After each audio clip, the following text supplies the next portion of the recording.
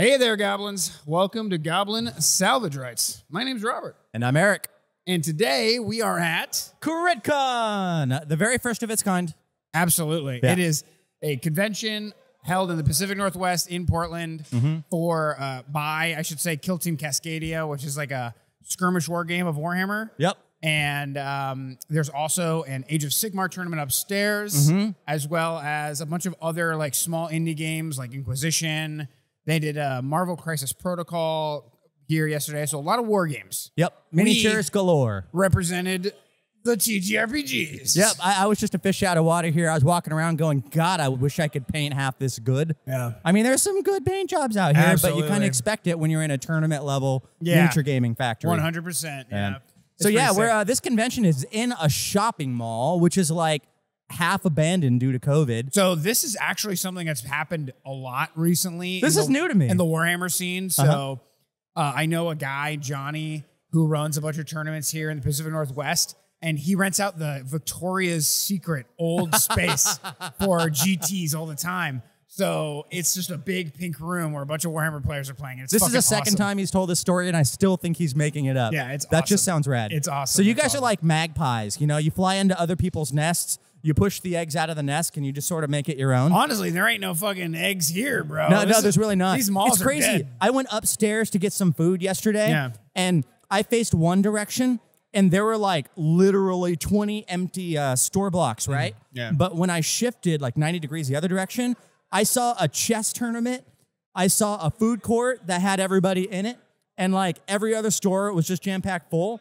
And I looked the other direction over the edge, and there's an ice skating rink with people in it. Yeah, it's crazy. It's this is dumb. It's absolutely wild. Yeah. Yeah. So it's been interesting so far for me. Yeah, that's rad. Did you see anything you liked out here? I bought a bunch of shit upstairs. You spent a ton of money. I got this shirt. So let's talk about this custom screen printing. It's pretty badass. Oh, they were doing that on site here upstairs. On-site screen printing, really high quality shirts too. Yeah, big ass machine. I mean, this the thing's only huge. place they're making them is here at the convention, so you can only get them by joining the going to the convention. And there's like 100 people on the planet that would probably understand it just by looking at it. I'm here for it. Yeah, I'm fucking here for it. Yeah. The riches are in the niches, baby. Yep. So, oh, and hey, it looks like we have one of the people who put this thing together. Oh yeah. You want to come over and say hey? Hey, how's it going? Going good.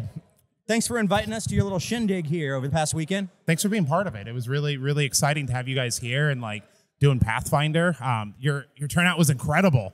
So like, no, like you guys did like what, almost no advertising. It seems like and you showed up. And we just showed up and squatted. Yeah, and people were screaming and yelling and like you guys killed it. Like I know you dragged a couple of my buddies who'd never played Dungeons and Dragons or Pathfinder or anything into it, and they were literally the loudest people at your table. So it was incredible. They were having a blast. So yeah. All right. Well, thanks for inviting us along. Are you guys going to be doing this next year? Yeah, we'll be doing it next October sometime. Okay. So as soon as we lock in a venue and everything like that, we will announce it and we'll bring you guys back for another year. So bigger, better, more space for you guys to do your thing. So cool. I want one of those exclusive shirts right there next year. I'm going to be ready for it.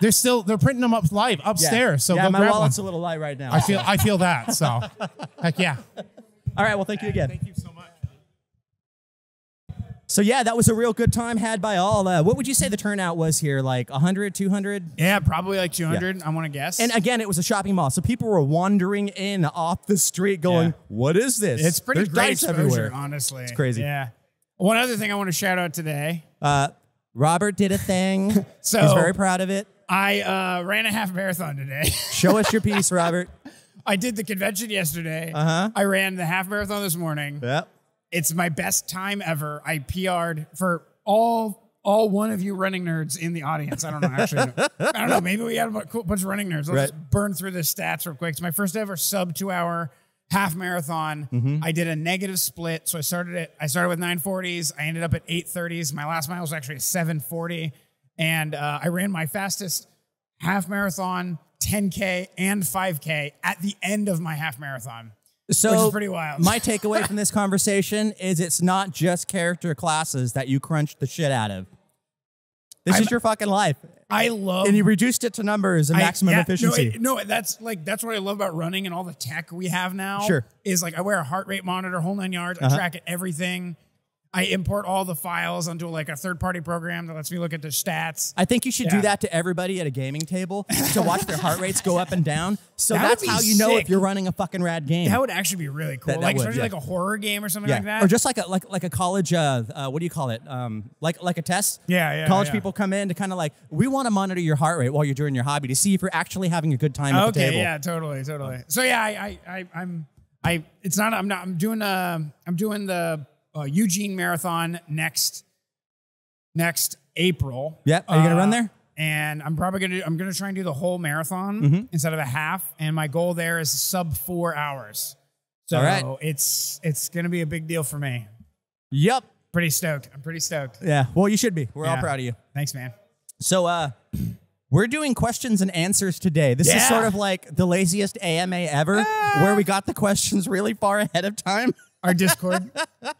So I've read through all of these questions once, and I don't think Robert's read through them at all. I mean, I just used the bathroom and I jogged through a couple of them, but like, all right. I did my best not to read the questions on Discord just so I could be kind of raw. Kind of fresh. Yeah. Yeah. All right. So let's just do this because that's what we're here for.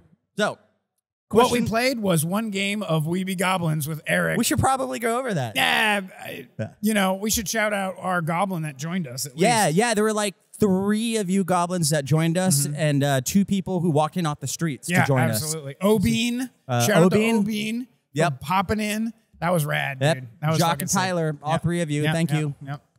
Appreciate it. It was Obean almost burned down the trading ship that was in the fireworks? Game. It was full of fireworks down in the brig. Oh, and he's just chucking alchemist flasks at the main mast with the crow's nest where the big bad evil person was up in the crow's nest. How do we get her down to fight her? Let's burn her down. And there's a bunch of fireworks downstairs. So it was almost quite explosive. I love it. No. It was a fun game. Fun game. So let's jump into this Q&A. First ever. Erik. Yes. Is it true you only DM in Commando? God damn it. All right, look. I want to be clear. Going forward, I will only ever GM going Commando. I'm from Florida. Yeah. I didn't put on my first pair. You guys go to church Commando. I didn't put on my first pair of britches until I moved here to Oregon and it was cold. Yeah. Well, the sweat quantity and quality is very different down in Oregon. Florida. Florida. What about you? Do you DM Commando? Because this is the first question on our list. I'm not joking. That must mean it's serious. Okay. All right, good. Kingmaker is going to have a whole different feel now. Not joking, dude. The scholar, Spice 8 Rack, once posted that all goblins fall into one of 3 categories: precious babies, fun little guys, or full bastards. Which is your preferred kind of goblin, Erik? You got a favorite? Oh, you're asking me? Well, I'll answer after. Okay, cool.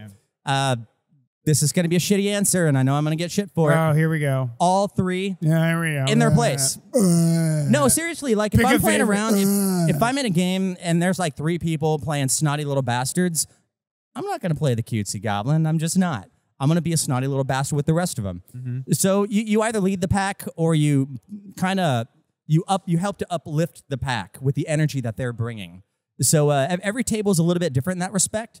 My personal favorite, when everything is firing and everybody's doing what I want to do, the funny little guys. I kind of like the funny little guys because it's just the unintended consequences of careless actions with very little thought that create these hilarious situations at the table. Absolutely. And that's why that's my favorite. But you have to have the right people who are like firing on each other's cylinders. Yeah. And it doesn't happen at every table. So absolutely. I'm pretty sure that's my apex. I'm pretty sure it happened at our... we got lucky yesterday. Yeah, that was hilarious. Yeah. I'm going to jump on your back and you climb and just all this hilarious shenanigans. Yeah. Mine is probably full bastard. Full bastards? Yeah. Maybe I'm a grognard, but like bunch of goblins doing bad shit. Yeah. That's just... Goblin Mayhem is... ain't nothing like it. See, that's the thing, though. Like, how do you go full-on Goblin Mayhem without feeling bad? Because, like, early Pathfinder was about murdering dogs. Yeah, dude. You can't get away with that now. I'm not even sure I want to get away with that now. But, like, if you're doing actual... Maybe at your table. Yeah, like,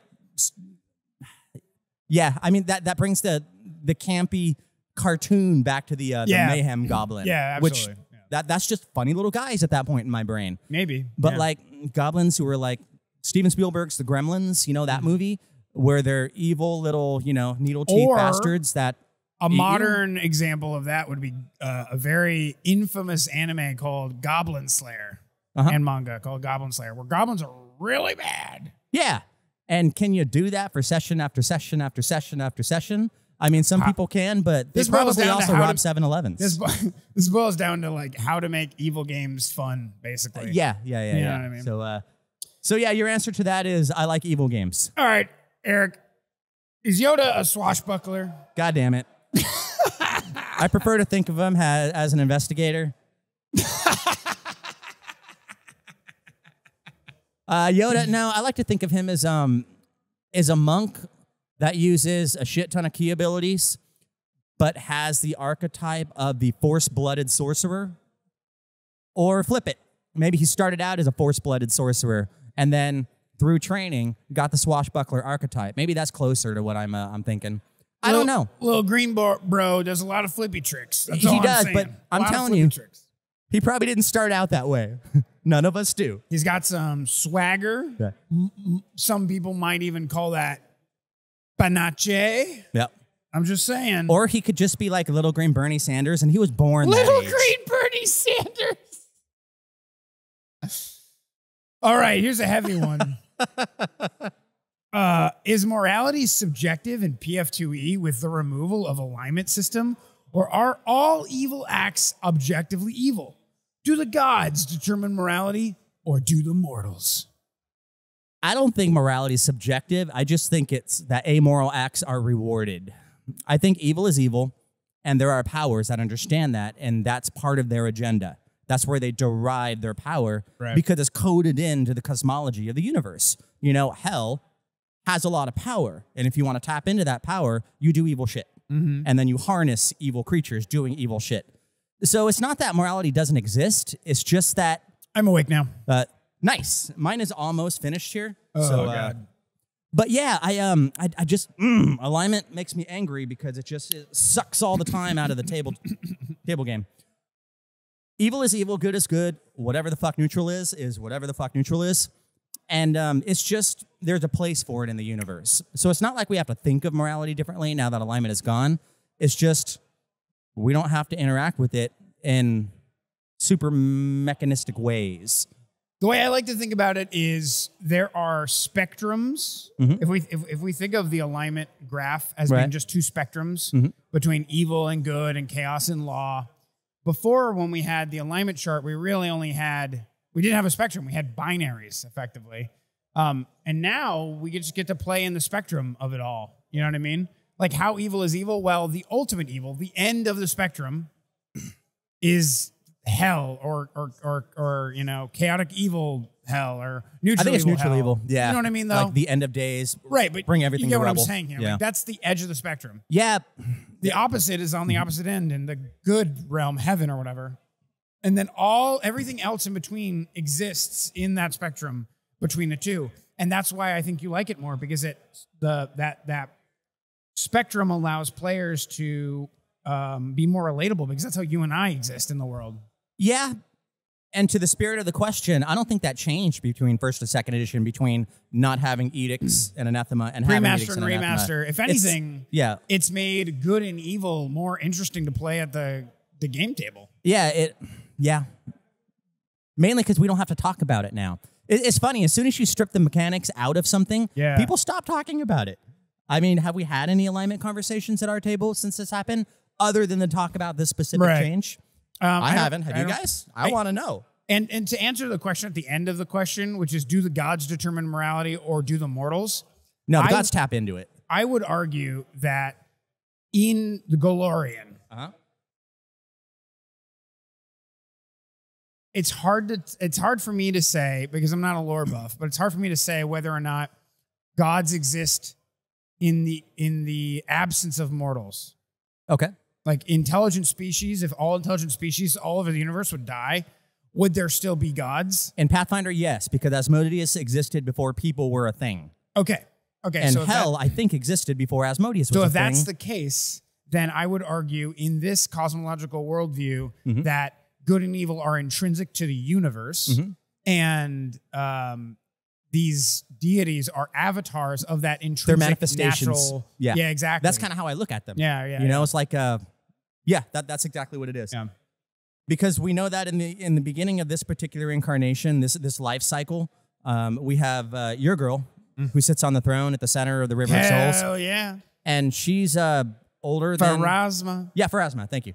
And then you have like, I know they say elsewhere in the lore, like Asmodeus was one of like, I think the first 3 sentient creatures in existence. And then others are younger and like very few are older.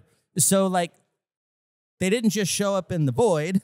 There was a good, evil, neutral cosmology around it they were sort of born into in the way that further down the timeline right now, our player characters are that as well. It actually sounds like to me that both are true in some ways because gods have been created from mortals by touching a rock. Sure. And, you know, obviously there's way more to it than just touching the rock. Right. But there's definitely a cause and effect quality to it. yeah, there are mortals who have, through their practice of being mortal, turned into gods. Aurora is the one that comes to mind first, and Nethys. Yeah.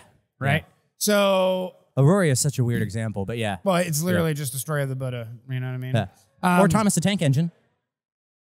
Aurora just sat there on a hillside and said, I think I can, I think I can, I think I can, and then he rose. If you need to come up with a ruling, do you look at existing rulings for something else and get inspired by its mechanic to apply it to the current situation? That's not a complete sentence, Eric. All I did was copy paste. You assholes out there who can't write in complete sentences. It hurts my brain, Eric. Maybe it started out as a complete sentence. If you need to come up with a ruling, do you look at an existing ruling or for something else and get inspired by its mechanic to apply it to the current? I'm just expecting a binary to the question here, and there's no binary. So if the way I'm understanding this question, if you're running a game, yeah, and you're like, I need a ruling on the situation that just happened, do you go find it, or do you just like grab what you know and understand of the system, and then you sort of extrapolate on that? You derive inspiration from that. If I'm running the game, I have an intuition of what the game designers want. Rules as intended. Yep. And I roll with what rules is intended as. Yep. And then once I put my foot down, I'm like, this is what we're doing this time. This is normally a player has an ability or an interaction that's like whatever. So after we're done, I tell that player, go figure it out. Go show me the raw later. Yeah, so I just reread that question a second time. So if I'm a goblin and I have a cannon and I shoot a gelatinous cube out of my cannon and it goes splat against a hill giant and then I light that ooze on fire, what's the mechanic that says what happens next? Right. We don't have one. So you would go to rules as intended and then extrapolate from there. You'd find something similar elsewhere in the rule set and go, yep, that's what they intended when this sort of situation would pop up. Like my mind immediately began breaking apart like so we got some forced movement because the gelatinous cube is like a creature. And then we have like, you've done something to light it on fire. So now it's taking constant fire damage that has to roll around and get her out of, and so on and so forth. You know what I mean? My answer is I would fake it as best as I can because I don't have that kind of recall for the RAI. Yeah. Certainly not the raw. So I just, what's important to me is that the scene moves forward quick. Yeah. I don't want to be like, fuck, everybody pull your books out and go to a different chapter and together we'll find the actual ruling. Yeah. I don't give a shit. That's not that important. I just need to do basically what you said. What have I seen before that's like this, and just fake my way through it? And then we can go back later and then retcon it if we need to. Exactly. Just do your best in the moment. Pacing's more important. And keep the pacing. If your players throw a fit about it, find new players. Yeah. Oh, shit. So the goblin wisdom there is fast is better than right. Yes. Fast is better than right. All right. So since most of the people we play Pathfinder with tend to be our friends, what kind of typical traditions do you have during the various holiday seasons with your TTRPG group? So like, if you're running a game during Christmas or Thanksgiving or Halloween or Easter, do you, Robert, do anything with your game to reflect that? Or in the room? I run a Halloween game every year. I think I've run it every year for a very long time. Yep, as long as I've known you. Yeah. And it's like kind of like a 2 or 3 different adventures that I've kind of like have on rotation. And they're cult classics. I ran a little one shot recently. We skipped over it in the what we played section because we're at a con and I want to move this podcast forward. We got a lot of questions. But I ran a little one shot recently in like an undead kind of world I've been cooking up recently, and it felt very Halloween-y. So I might actually pull that out and For this Halloween? make a new like for my actual Halloween game. I might pull that out and use that setting going forward and kind of tie them all into my little adventures that I put together in the past. Tie them into that little undead setting because I think that might work. Yeah, I like that. So I don't do anything. I'm not a holiday guy typically in my own life. The one exception is Christmas for various reasons. But other than that, not so much. That being said, there was a Pathfinder book that came out called The Travel Guide. Oh my God. And it just so good. It helped to to make the setting feel more lived in, like actual holidays that might reflect the holidays and be in the spirit of the holidays we have here on Earth. So like peppering your adventure with some of that just to match the calendar could be a really cool thing. And we did an episode on that book, we right? did an episode on that maybe 3 people watched. Yeah. Only 3 people. I think my mom was one of those 3 people. It wasn't a popular book. I blame Not a lot of crunch. I blame Paizo. It was a fabulous, fabulous book, and the art was awesome. Fucking loved and it. like the interiority, like they had the maps of certain rooms with these holiday things going on. They were like almost 3D renders, kind of. There was like a Z-axis to these illustrations. It was really fucking cool. So I don't do it in real life, but I would do it in game for sure. What do we got? How did you get into TTRPGs and why this particular hobby? I think this is actually covered on a Patreon interview episode. An exclusive. But we should give them the TLDR. Yeah. I started playing Pathfinder. I started playing D&D 3.5 when I was 10 at a local game store in my hometown called Dark Side Comics and Games. And there was a bunch of grognards there who were running it. When I say grognards, I mean like legit. Right. I don't use that word pejoratively. I use it with love. The French love you. Yes, I am a self-identified grognard myself. Baby grognard. Baby grognard. So like, you know, red box motherfuckers who've been playing the game and reading Tolkien before I was born. So I played with them, and I played every single Sunday for 8 hours, pretty much until I left Florida for Oregon to go to college. Yeah. So why this hobby? Because it was either this or church, and sometimes I had to do both on a Sunday. I posit that Pathfinder Sundays is church. Take me to church. I worship like a goblin. You want to see an entire room lift? Throw 20 on the table. Absolutely. Like yesterday, dude. Yeah. People were going nuts over those 20s. It's just crazy. Awesome. How frequently 20s and 1s will show up in a session. Yeah. For me, I was 15 years old. I remember there was a girl I wanted to impress. No, I was 14. Freshman in high school. Did it with D&D? And it was, believe it or not, that's how I found Ravenloft. Damn, dude. California's real different from She Florida. stole my little black cart. Oh, my gosh. Yeah, so that was that. But I wasn't actually in it at that point. I was just like, wow, I actually read these novels. Dragonlance novels, you know, one of the Ravenloft novels. Not Greyhawk, Forgotten Realms, and all those. Dark Sun. But as far as like playing the game, once I found out you could play a game based on the 11,000 books I had read the previous few years, sick, yeah. I was like, okay, that's cool. But like, where do I do it? Because we didn't really have game stores back then. And the ones we did have down there were so far away, I couldn't take the bus to get to them. Holy shit. And didn't have a car. I was 14. I'm surprised, though. You grew up in like LA, right? Yeah. That's crazy. Yeah, public transit down there is shit. I'm just surprised there wasn't like a bunch of game stores all over with such a big city. No, this was 1990. Oh yeah, that's right. Maybe 94. I think it was 94. That's right. Yeah. Okay. So back then, it's not as ubiquitous as it is. Like Got it. now, in a dead shopping mall, we have 2 gaming stores. Yeah. Back then, in 0 shopping to malls, be fair, we you are find in a game Portland, store. Oregon, the nerdiest That's true. city in America. But yeah, I think it wasn't until the next year when I met some friends when I was 15, and they were like, "Hey, come play D&D with us." Yeah, okay. And everybody was 1, 2, 7, and then 11 years older than me. And so I just basically looked at all the older kids and hung out with them every single Saturday. And it was every single Saturday, too. And it was Forgotten Realms. And we all played in a basement on top of a pool table. So it was a big table. That was really it. And video games kind of made it easier to stay in the hobby. So between like video games on fantasy, TTRPGs on fantasy, books on fantasy, it just became really easy to be a nerd in that age.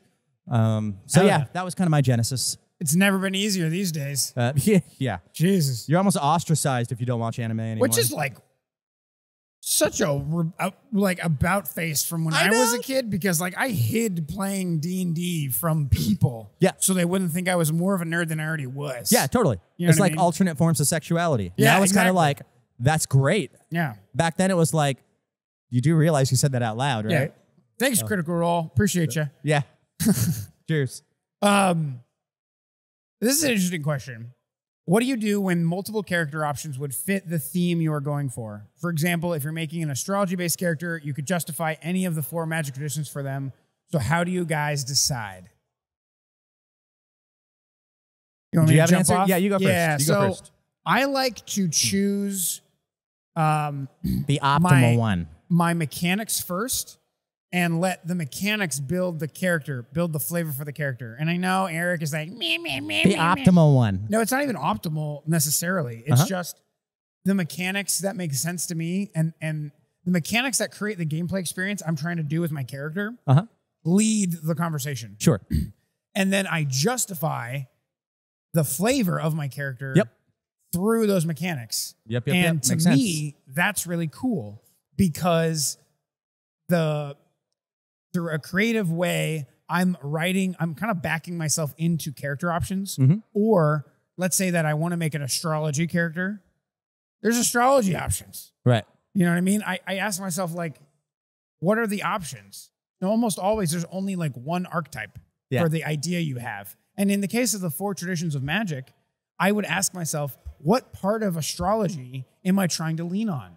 Am I trying to lean on the stars? Sure. Am I trying to lean on divination? Or like what part of this, because astrology is such a broad category. So if you just pick 1 or 2 pieces there, follow that thread mechanically, and then you'll find out that you just made a really fun character that fits your criteria. And you can make 5 different astrology characters that are all mechanically different. But because you followed one of those threads to the mechanically logical like outcome, you've ended up with a character that's really cool and fluffy and deep, while also having like a great like combat character at the table as well. Sure. Yeah. Yeah. You cement your function and then you start to build out the form. I tend to cement the form and then I start to build out the function as best I can. And there's 2 ways I go about this. And one, there's a brilliant example of it yesterday from one of the guys who came to play Weeby Goblins with us. This guy looked at his character sheet, and I don't think he's ever played Pathfinder or D&D a day in his life. I don't think that guy ever played a TTRPG. Yeah. He was just like, brand damn new. I tried to find a way to say that wasn't pejorative. Super new. Okay. Non-pejorative, brand damn new. He shows up, he looks at the thing, and he sees musical instrument. Okay, great. So immediately he thinks he's playing out a bard. And he does bard things and makes bard comics and plays bard music. And everything's great because I got a little speaker out here shooting out swampy banjo music. Right. And he kind of leans into that and he's playing a bard. And then something happens somewhere along the way. And he goes, oh, fuck. I looked at the rest of my character sheet. I just assumed I was playing a bard. And when I pulled my character sheet out, it says cleric on the top. And then he starts doing the whole like, I'm going to get you religion. I'm going to get you religion. Okay, gotcha, and that's what he leaned into. All of a sudden, he's Baptist. I know, right? It was amazing. He started out with this idea of like, okay, I'm supposed to be what everybody understands as this thing called bard. Yeah. And then just out of nowhere, he got sideswiped with the cleric truck. And now he's got to drive both down the street. And that's kind of how I approach these things. Like, if I've got an astrology as a theme character and I got to pick one of the 4 traditions, I kind of want to go with the one that shouldn't work. The thing that just seems like what the fuck does this have to do with astrology? And kind of see where that train of thought goes. So like arcane astrology, okay, I totally see it. You're almost like the Johnny of TTRPG players. Yeah. The Magic Johnny. I kind of love that. Yeah. So like occult, absolutely. That's astrology right there. Primal? Ish, maybe? Okay, I can see that. Moon Druid. Moon Druid? Okay, Moon Druid. Sure. I'll buy it. Easy. Divine? Not in Western thought. In Eastern, I can totally see that. Yeah. So I would probably go, okay, that one. Just because I want to see how I can run that down the road. Totally. But watching that guy think he was a bard and discover he was a cleric mid-game, I'd just eat that up. And that's kind of how I approach my character builds from the get-go. Start with form, and then start to tighten the function. That was peak. Yeah. Absolutely. You can only play as a single class for the rest of time. What is that class? Oh, easy. Investigator / swashbuckler. Oh, my God. I honestly want to see you play an investigator at the table. Yeah. Like, that would be so interesting. I did. Our evil game. I was an investigator. Oh, that's right. My lawyer. Yeah. It was fun. It was. It was a lot of fun. Yeah. Especially with a DM like Jacques. It would have to be a spellcasting class because that's where the variety tends to come from. Yeah, absolutely. But would it be a primal, an arcane, a divine, or an occult caster? Probably arcane, just because that's where my heart's been since I was a kid. I would play a wizard for the rest of my life. Damn. Various versions of a wizard. So, for similar reasons, I would probably always say the druid. Yeah. Because it allows me to play, for whatever reason, druids have been typecast as like the jack of all trades class.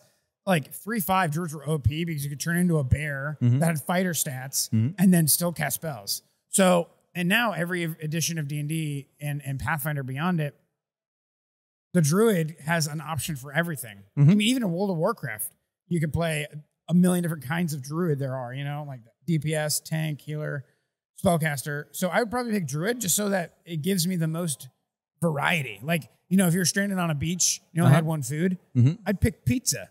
Because pizza conceptually, actually, I'd pick ice cream and then pizza.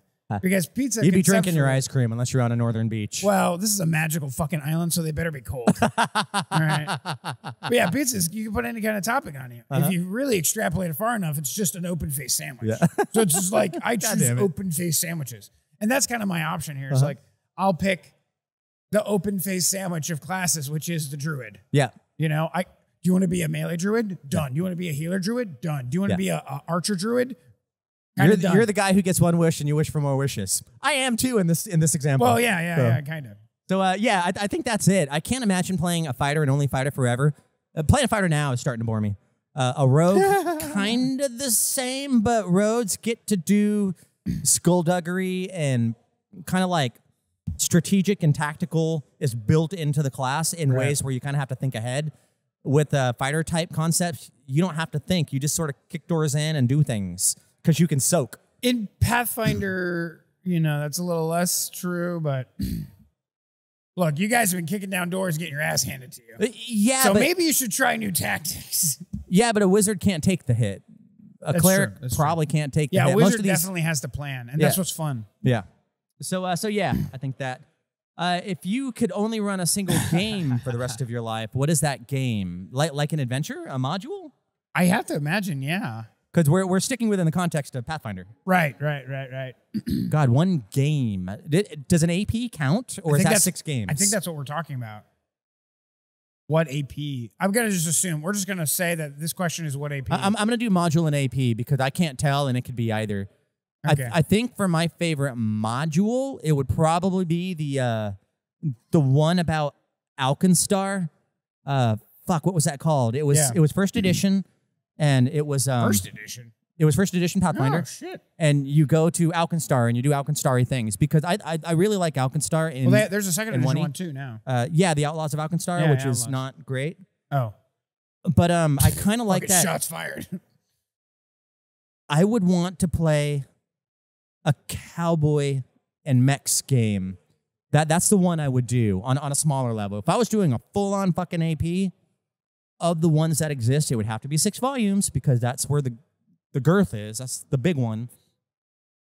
Not Agents of Edgewatch. It wouldn't be that one. Definitely not Agents of Edgewatch. Probably Strength of Thousands. Damn. because of the supplementary material that's built around that between the Mwangi Expanse book and the next door, the Impossible Lands book. Right. Being able to like do that and hop around a little bit between the two biomes.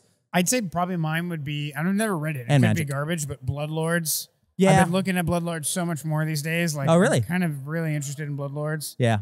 And, or I will say actually Kingmaker. If I had to play this forever, Oh, Kingmaker, of course. like playing Kingmaker over and over again would be a lot of fun because I'm changing my answer right now, Kingmaker. Kingmaker? Yeah. I think both. Yeah, because you can not only play it as written, Yeah. but you can sort of like replay it from the vantage point of the bad guys. Yeah. And then kind of do that. You can... An evil playthrough of Kingmaker and a good playthrough of Kingmaker are vastly different Yeah. games. No, Kingmaker is a Yeah. 20-level sandbox. Of course the answer Of course, is Kingmaker. yeah, exactly. Yeah. Okay.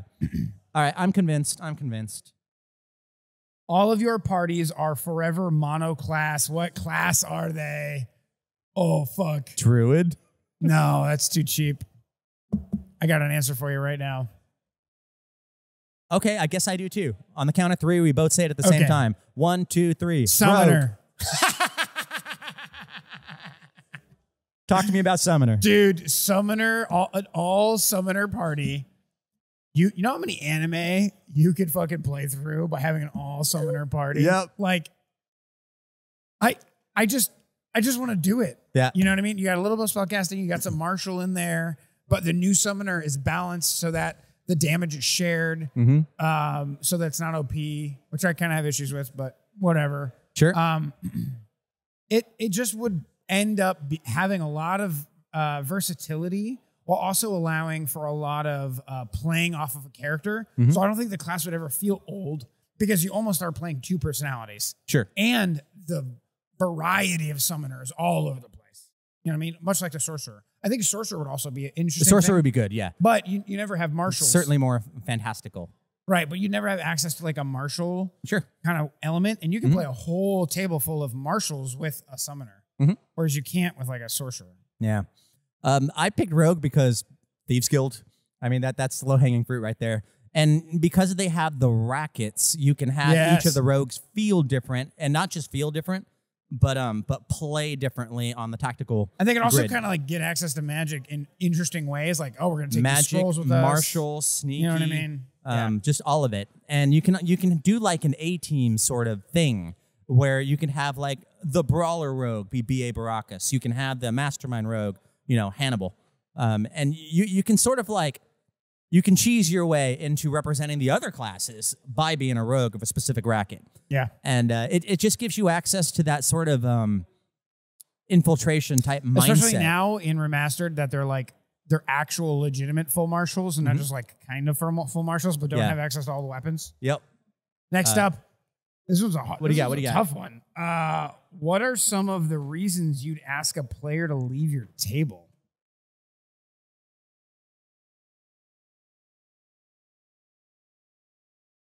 I don't like it when anybody at a table I'm at feels uncomfortable in an oppressive way. Like if this person over here is making misogynist jokes and this person over here is just being quiet and just quietly taking the hits and taking the hits and taking the hits, that's the sort of thing where I'd be like, pull them aside afterwards and say, we need to work on something. And I don't know if this is a thing you're intending to do.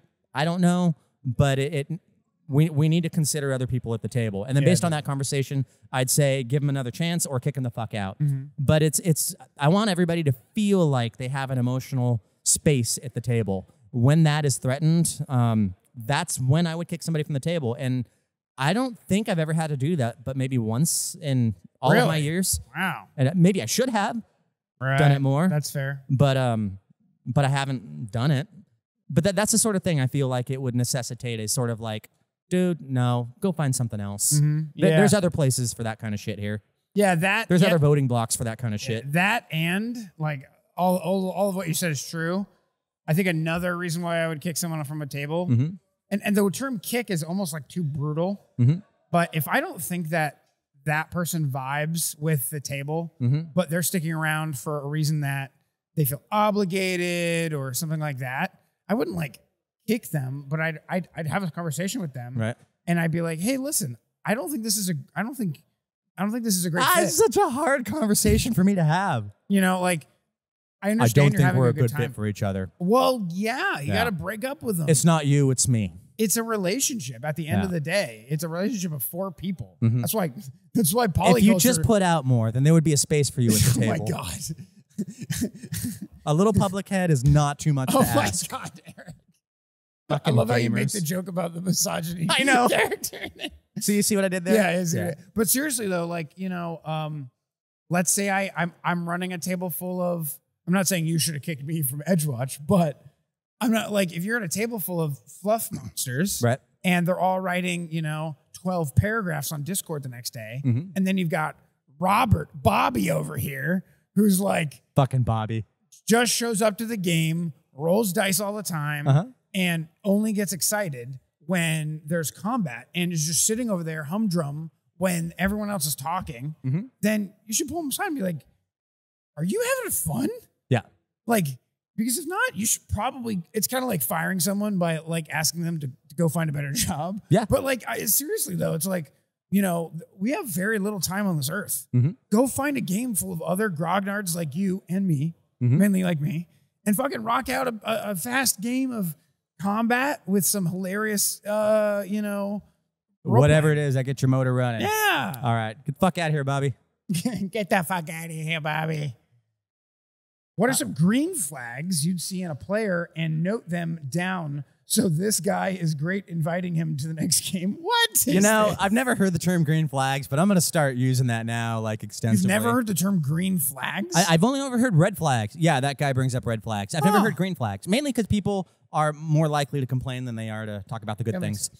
But like green flags, well, the I'm not first gonna one's dox, easy. I'm not going to dox myself on the internet, so I'm just going to put my hands over this water bottle. A good green flag is when somebody yes-ands another character, another player's character. When somebody does something specifically to give that person some limelight, some Yes. spotlight. You know, just like sharing your spotlight, not being just look at me all the time. When a player intentionally builds their backstory into other players' backstories, like, you know, goes to the DM and like, hey, I want to be connected to this person, and maybe, you know, I love it when a player wants to be part of their backstory, but the player they want to be a part of doesn't know about it. Yeah. That's fucking rad. Yeah. Because it's like you don't need permission for that kind of thing because you're all playing on a fucking table together. Mhm. Like, if you need permission to be a part of each other's backstories, then like, where's the fun in the narrative? You know what I mean? Yeah, and yet there are a great many players out there. Early on in my history, I was one of them, so I can call myself out here. We get precious about our characters. What do you mean you're my long lost brother? That wasn't in my story, Right. you know. So the whole like we don't need permission to be in each other's thing. Right. I think it's smart to get it. Hey, Okay, yeah. I want to do this thing. Let me Is it okay if rephrase. I There's a closeness of the long lost brother Uh-huh. that doesn't really make a lot of sense. Mhm.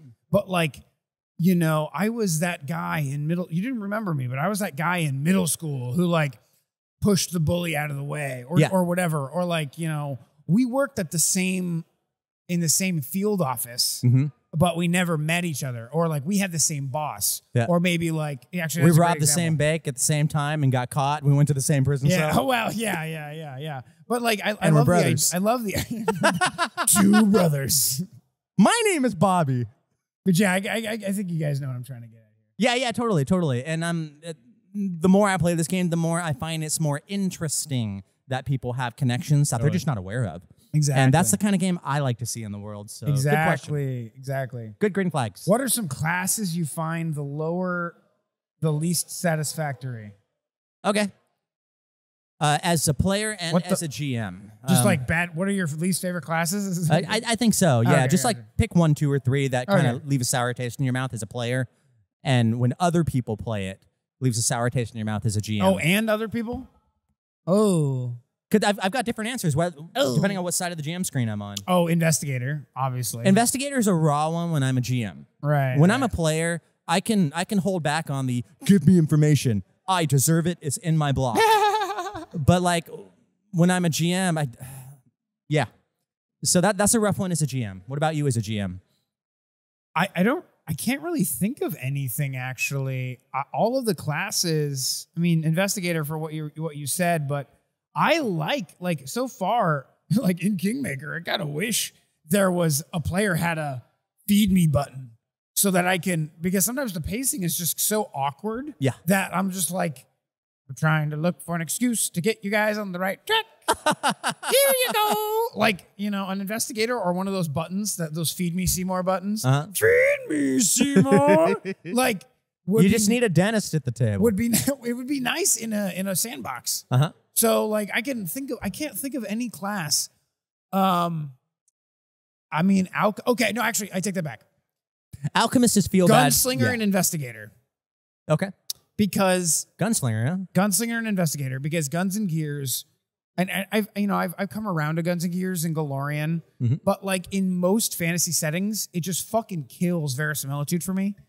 So I probably say that for both. Okay. I'm not gonna say that I don't like the classes and stuff like that. I think they're well designed, but it's a look and feel thing that pulls you out. If the setting doesn't support it well, I'm a big no guy. I'm like, it's either we're playing in a world where technology makes sense, or it's the fucking Silmarillion and get your robot out of my orcs. You know what I mean? Like fucking Ixnay. Those orcs were non-consensual orcs. Like, and the robots are just pushing too hard. I'm just saying, you know? Yeah. So I'd say investigator and inventor, because given the context and the verisimilitude breakingness of them. Yeah. Sorcerer was a little feel bad for me as a player when I had to like roll to make a spell attack because I never hit anything. So in anything where I have to roll to hit is always sketch. But when you missed, you still did stuff. Yeah.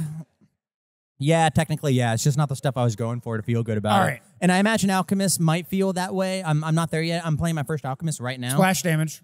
Splash damage is rad. And I think literally this morning I did a post that should result in splash damage if I did it right. So I would say, you know, because that can be extrapolated to all casters. Right.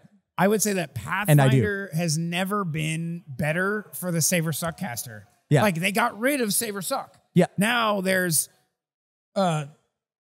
save really bad, save got half a save, and then suck all the way. You know, half a suck and then suck all the way. Right. But like when it comes to rolling to do a spell attack kind of a thing. Oh no, spell attacks just miss. That's yeah, but that's the thing that like my character build is dependent on the fact that I just know I'm going to have a terrible time if I have to roll. So that all of those spell options are gone now. I only want the spells that like they do something. Oh, this is only when true I cast because them. Erik is cursed with bad dice. Yeah, so as a player, the sorcerers feel bad for me because I just all casters really. Yeah, and like any strategy or tactics I try to implement, it doesn't matter how good they are coming out of my mouth; they will be dog shit by the time they hit the table. Honestly, Erik, you need to lower your bar for your expectations because I think I just want to hit something. I think your expectations of how effective characters are in the game is way too fucking high. Okay. Like, I think if you just lowered your expectations and hoped that something did something, then you'd be like, rad, I did something. Well, that's why I'm playing a fighter now. Touche. Touche. What are some classes where you find the mechanics unsatisfactory? Is that another easy. Summoner? Yeah. You've been railing summoner. Against the summoner from day one. I played it in fucking dwarves, you know, desert dwarves or whatever, and I understand what they were trying to do, but it just flies in the face of all of the design language they have so far in a way that makes me just really upset. Like, had they given me the way that Summoner works as an alternative thing, or like as a feat, I could take it first level, or as an archetype, or as like a class archetype, like, hey, all minions work like this. This is how minions work. You're a summoner. If you want, you can have a more parasympathetic or sympathetic relationship with your Eidolon and do it this way. But like the fact that you share HP just makes me want to play a druid. Like it's just, I understand. They're like, oh, but they could min-max their stats. No, they can't. Just tie, just tie. Like the stats are based anyway. They're flat stats for the summoner, like Eidolon or whatever you want to call it. So like you could you could just tie all their attacks and stuff to the charisma bonus of the Eidolon, so it didn't matter.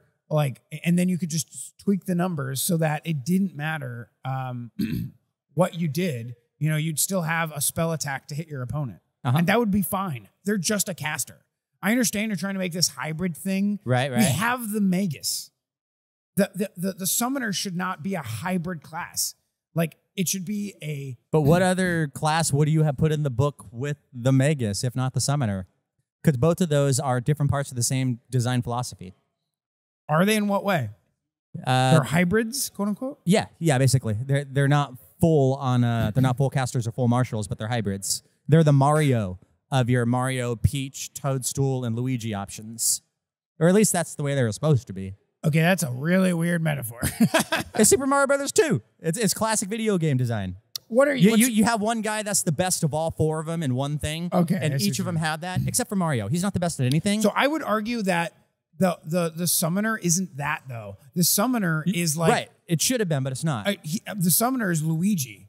They're a shitty version of both things. But and Luigi can jump the highest of anybody. Okay, never Summoners mind. don't do the best in anything, it sounds like. And that's your frustration point. I mean, yeah, like I have a similar frustration point for that same reason with the one from the occult book. Thaumaturge or Psychic? Thaumaturge. Yeah, Thaumaturge Psychic is the one great. I was going to bring up. Yeah. The Thaumaturge was smarter than I was when I tried to play it. So I'm going to leave that on the table. Oh, yeah. Okay, so I've come around. It was too much muscle for me. I've come around to Thaumaturge, and it's not as bad as I thought it was once I actually looked at the math. The thing that bothers me about the Thaumaturge is the same thing that bothers me about the Investigator, and that's compulsory information.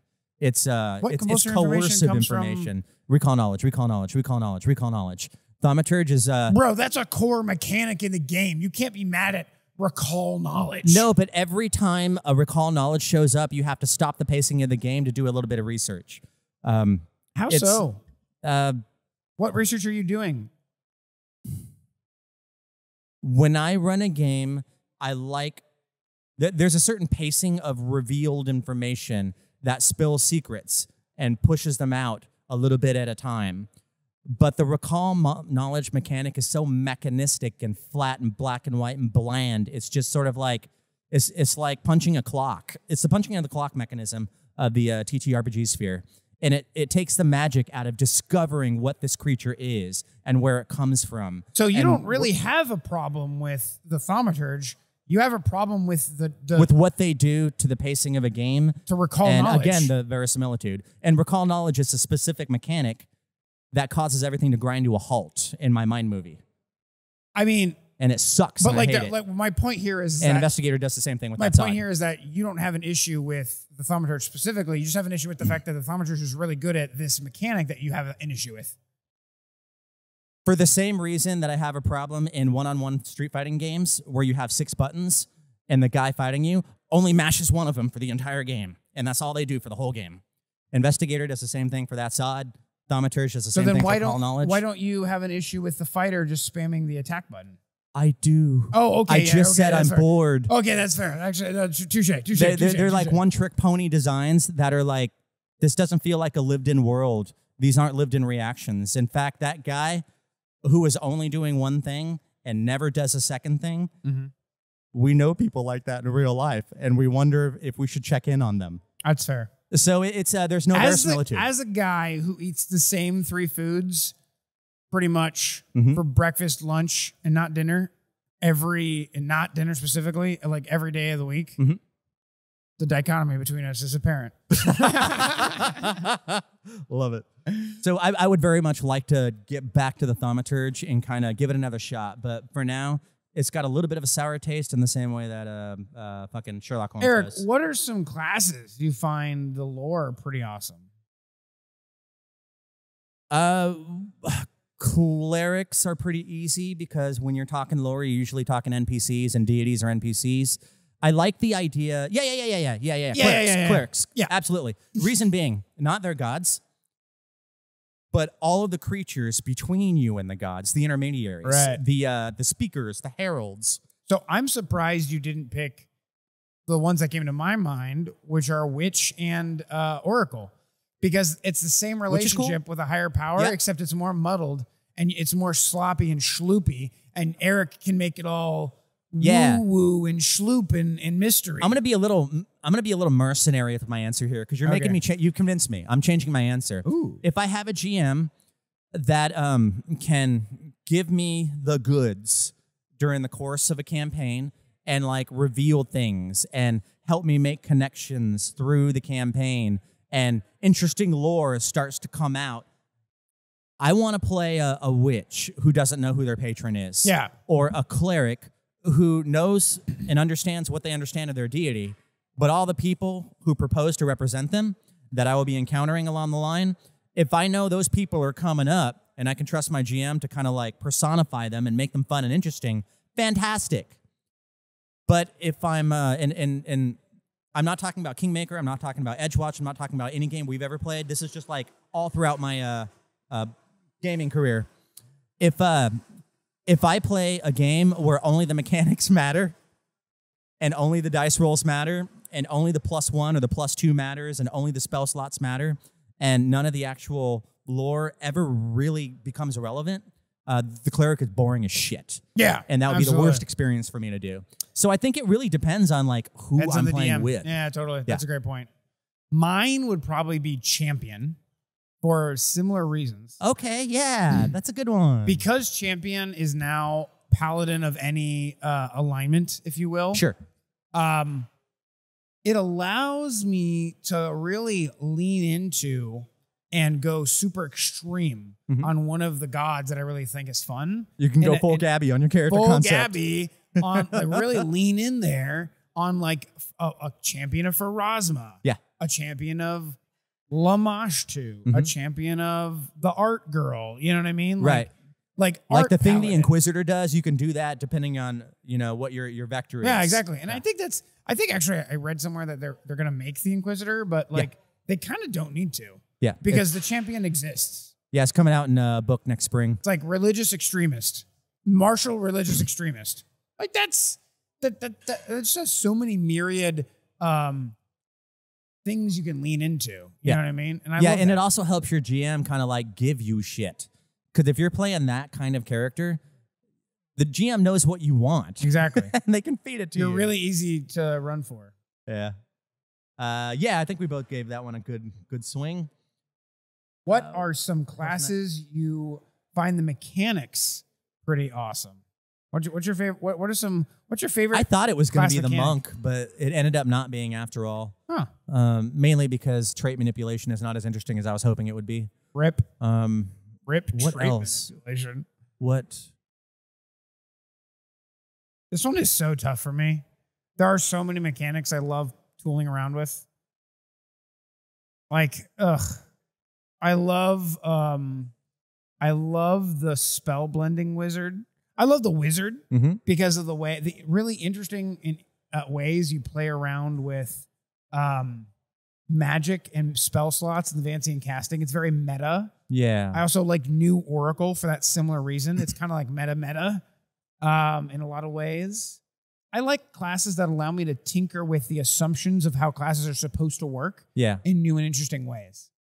Okay. All right. I dig it. My answer is any class that deals with familiars or animal companions. Oh, sick. Because there's a new mini game that gets introduced to the Pathfinder game when you start dealing with that possible 4-action economy thing as you try to puzzle out like a Steffenfeld Euro board game for the super nerds out here.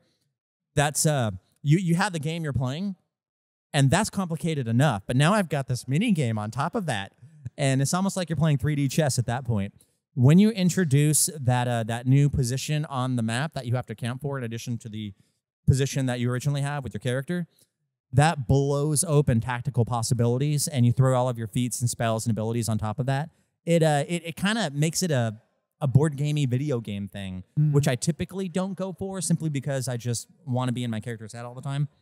But when I'm playing a game that's kind of a board game TTRPG, animal companions and fucking, I just said the word, familiars. Yeah. It makes it more engaging in a way that it wouldn't be if it was just my character waiting for my turn to come around. Totally. So that's what I got. Erik, are you red-green colorblind? I am undiagnosed. If I am, Are all these dice red? No, this is copper. Okay. All right, just double checking. I was just trying to like I was hoping we could. Just kind of hoping we can have one. My of those old moments. vocalist in my band was red-green colorblind. I interesting. think. Yeah. Nice. So, what are some classes you would find the mechanics pretty awesome? We already answered that. What kinds of classes do you find more likely to foster amazing stories? Classes fostering amazing stories. Which one? I think that the summoner should be that class. I think that the inventor with this cool little, R2D2 unit next to him R2D2. should be that class. I think any class where you have a buddy, the new spirit one, the spirit warden, what's it called? In the War of the Immortals that's coming out.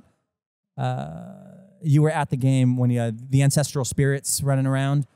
Bro, I played that class. Oh my God. That's why I'm looking at you right now. I'm a bad fake nerd. I don't remember. Yeah, anyhow. Animist. The Animist, yeah.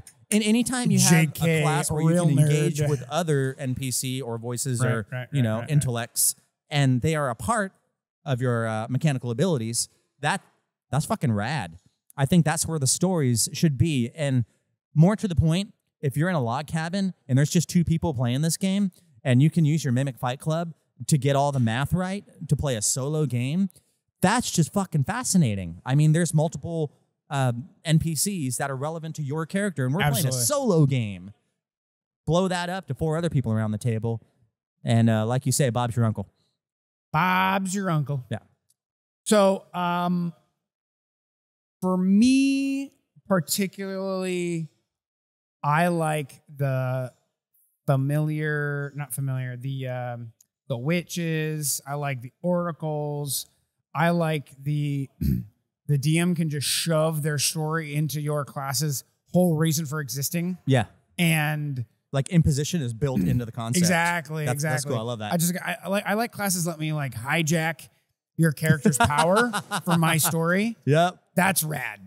Yeah, I dig it. like so barbarian. I like being a player in that kind of situation it's too. Like, why are you mad? I don't know. Fucking because you're too small, giant barbarian. I don't know. Yeah. Inferiority complex. That fighter druid that I made for your kingmaker is built on that assumption. Exactly. It's like I don't want to do druid things. Those are things that are happening to me. Yeah, exactly. Like force it on me. I made Erik a very powerful build. He's like, Robert, we're gonna play your game. We should all make optimal characters. I want you guys to help us make optimal characters. I'm like, all right, sick. So you're going to be a fighter druid where you transform all the time. And when you transform, you're super good at the game. And Erik's like, bet, love that. Level 4 runs around. He starts being able to transform. He's like, Robert, only you can force me to transform. I'm like, what the fuck, dude? What the fuck? This is your character. Yep. Like, I made him turn into a shark the other day. It was sick. Fucking ate some. It was pretty rad. It was an alligator. Rad. Yeah, and it was fucking rad. That's right, because we were. I did the barrel I looked roll. at the shark and I was like, "Oh fuck, they got alligator. Never mind, you're a gator, it was bro." Good. That was probably the most fun I've had. Gator in that game versus so far. lizard people. Oh, yeah, peak. Yeah, I ate some people.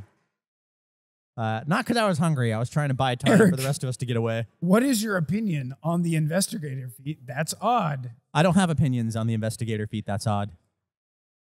I think if Erik doesn't like it because of everything we've already talked about. If you've been listening, you know why Erik doesn't like it. It's coercive. Next. However, I think if you had a that's odd at your table again, you could tool that feat to be less invasive, but also feel like the player has something cool.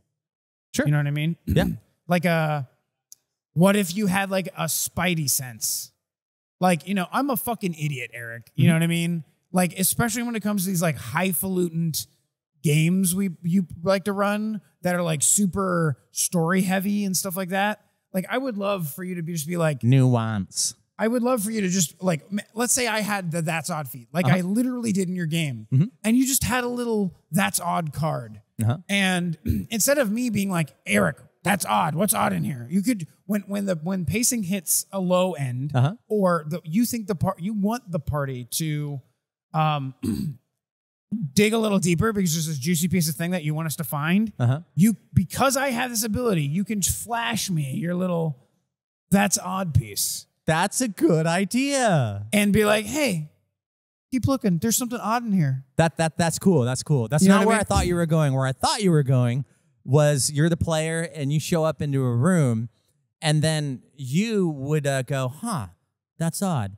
And then you would walk over to like the boudoir and you'd pick something up and you say, my character picks up the lamp and turns it upside down. And that's my cue to yes and. Oh, okay. So I think both of those ideas are stellar for this sort of thing. I just makes really it feel less coercive for me. I really like the more idea participatory. of that's odd being a gift to the DM as much as possible. Yeah. Like if you're because every DM instead of not this crap again. Yeah, every DM's been in this situation where you're like your players are like literally standing in front of the MacGuffin of the story. And they're like, I don't know, this room is empty. I don't see it. It's just a rock. Oh. I feel like I live there. You know like as what I a mean? player, I do. And, Yeah. and when I look at my GM and I'm like, I'm sorry, I'm stupid, and I'm not picking up what you're putting down clearly. That's I don't odd. know. Hey, this rock is odd. Like that's a gift to your DM. I played in a Ravenloft game ages and ages and ages and ages ago. I think I was 17 at the time. And Jesus it was a solo game, right? It was just me. Oh gosh. And it was a game that was chock-a-block full of riddles.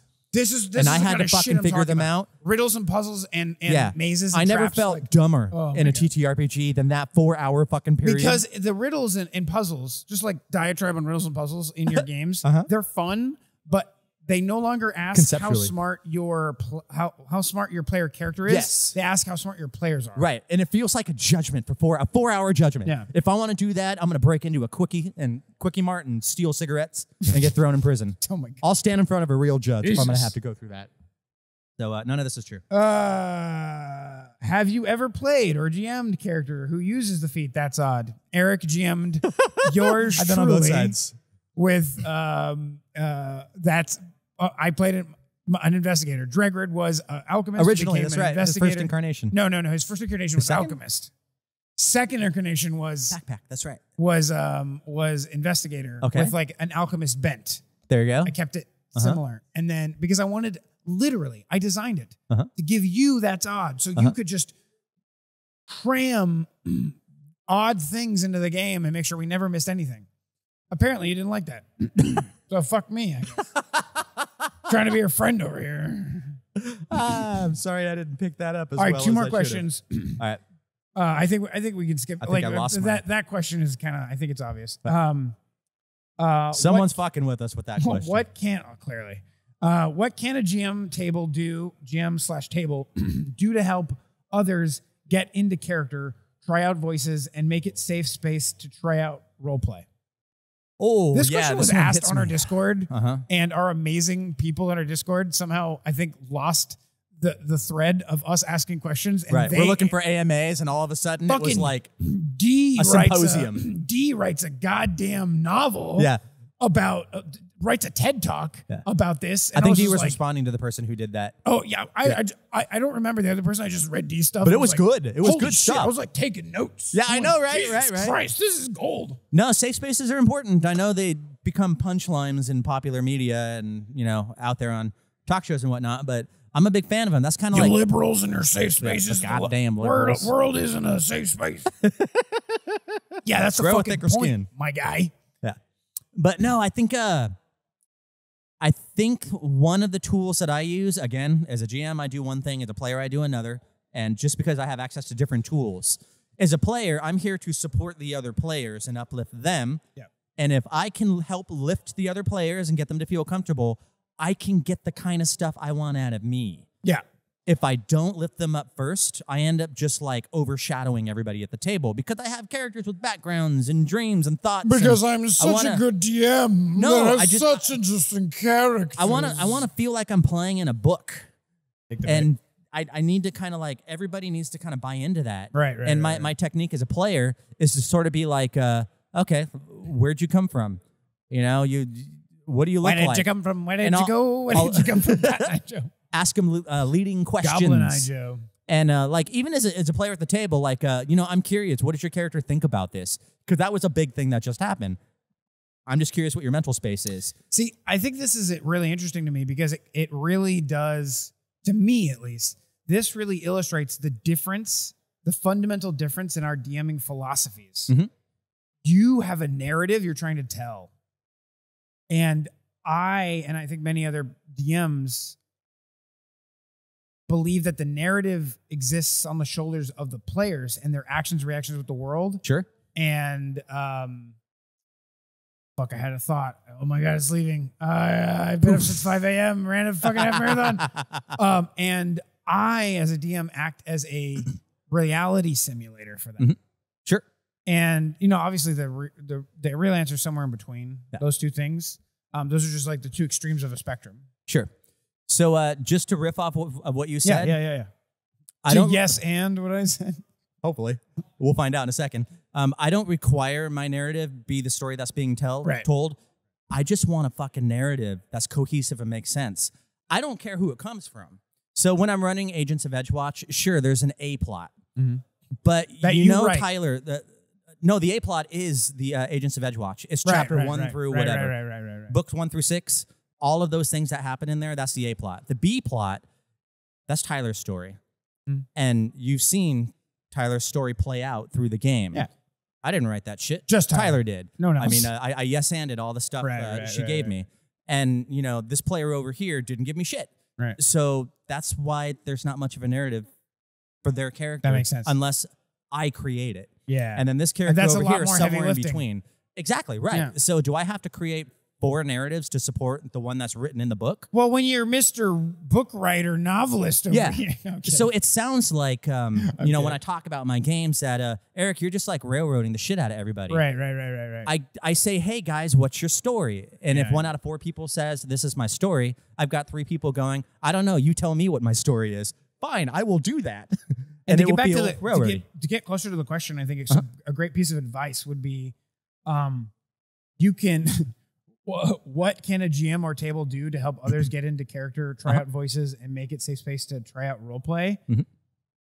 Have them build a cohesive background that lets them very clearly describe their character, the flaws the character has, the edicts and anathemas that character has.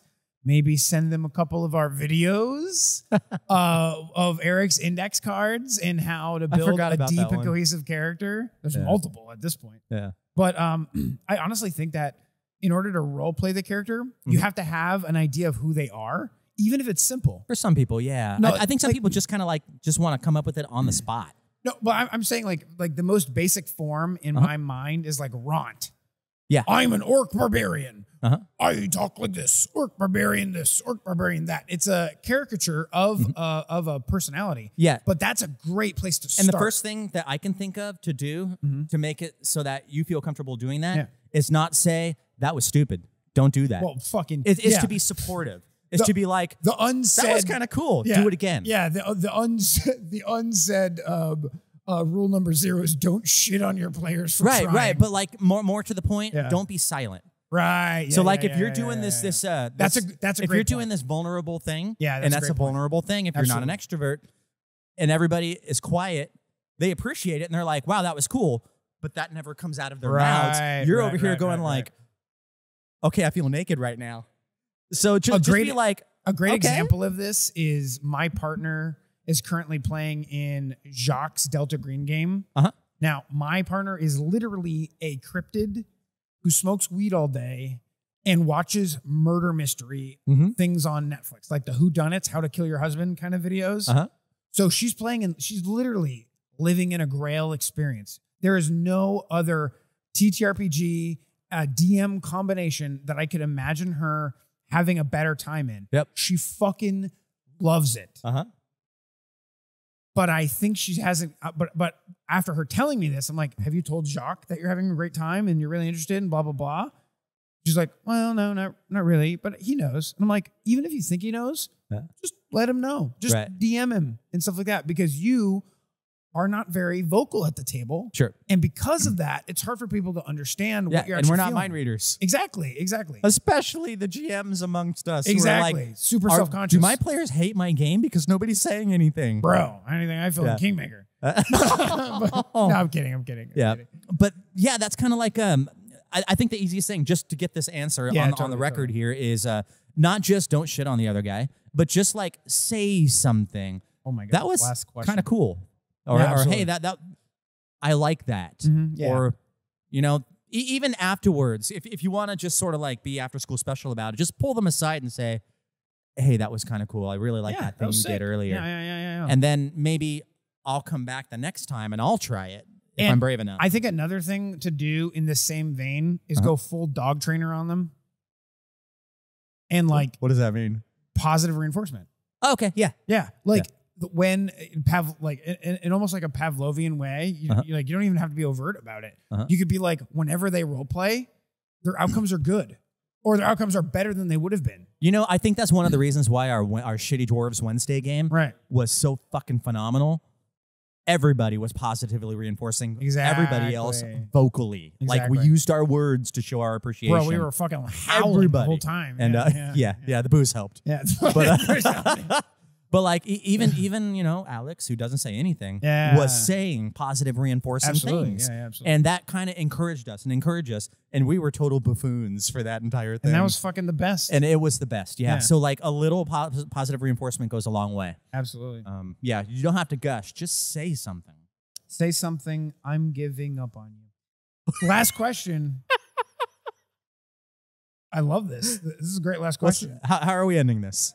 What, if ever, would you recommend converting when? Okay, guys, I can't read words. All right. English is my first language. I'm a patient guy. Okay, cool. When, if ever, would you recommend converting a class from another system versus refluffing an existing PF2E class versus building a custom class? Oh, so basically, like when to build from scratch versus painting over it. Yeah, you have an idea. Do you build it? Do you reinvent the wheel? Do you reskin it? When to reskin versus build from scratch? I think it's kind of what this boils down to. This is going to be predictable. Do you have your answer? Bro, I got a fucking... I could go... You got an essay. I got an essay. This week. How far are we? Hour and 18 minutes? I got another fucking hour. Hey, that's for you short guys. for this podcast. Yeah. Okay. I guess my answer is whatever gets it done. Oh, yeah, that's fair. So just fucking get it done. You know, stop waiting for the perfect inspiration to strike, because as I've been learning from people smarter than me who tell me, what is it? Perfect is the enemy of good. Good is the enemy of done. And it's that last part that really that started hitting home for me lately. Bro. So Thanks, Tyler. I will almost always reskin, Yeah. unless there is nothing reskinnable to get the concept I'm trying to get. But in this particular game, there's so much now that you can reskin damn near anything. You So can play Sailor Moon in this game. So here's the That's thing. how much crap there is. Here's my thought. What I would start with is the mechanics. Because at the end of the day, without mechanics, fucking bubblegum and daydreams. It doesn't matter what you want to play because we could just say yes to it. That's a good name for a TTRPG. Bubblegums and daydreams. yeah. You think Daydreams and bubblegum. You think Apocalypse is a light system? And fucking I'm all out of bubblegum and bubblegum. daydreams is gonna be. Did you ever see Kick-Ass? Yes. And I'm all out of bubblegum. So what I would do is I would start with like, okay, you want to be a bloodmancer, blah, blah, blah. Fundamentally, what one mechanic or core of a mechanic that we could build on would make the flavor match the crunch. Sure. What mechanic in your mind's eye would blossom this into Bleeding. like an actual full-blown class? Like what's the one thing? And then I would just look at every class and archetype, because archetypes are basically classes, people. Right. Diet classes. They're diet classes. They're classes without a spine, actually, is the way I like. No, I'm serious. When I describe classes to people, especially So archetypes should all have the ooze trait. No, my God. So when I've been describing classes and how PF2E works to like random people at CritCon, I described a class is like your spine. It's the framework for the rest of the abilities, which are feats that get plugged into that framework. Right. Archetypes are literally just feats without any framework to plug into automatically. Right.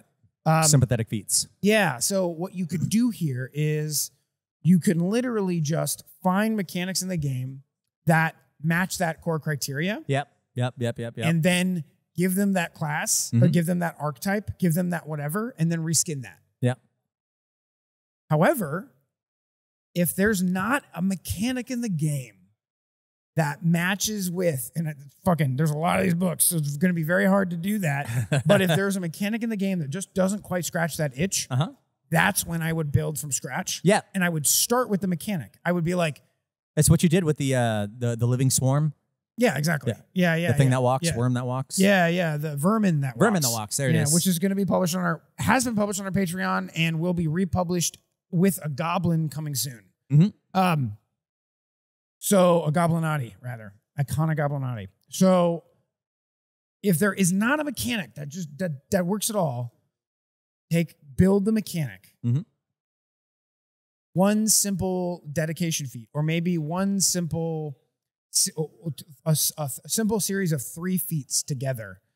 Like, let's say the core mechanic is too powerful, or the version of it that you originally wrote is too powerful for like 2nd level or 4th level or 6th level as a dedication feat. Well, strip it down for parts, have something taste like it at 2nd level, and then build up to that thing that you actually want to do. Sure. And then they're a real vermin that walks, they're a real lich, they're a real whatever at X level. Or you do what the lich is, where it's like, sorry, bro. Yep. You got to start at a higher level. Start at 12th level. Yep. Deal with it. Yeah. Fucking deal with it. Oh my God. You know what would be so cool? You know how they just came out with that new adventure path where you play the assassins? Yeah.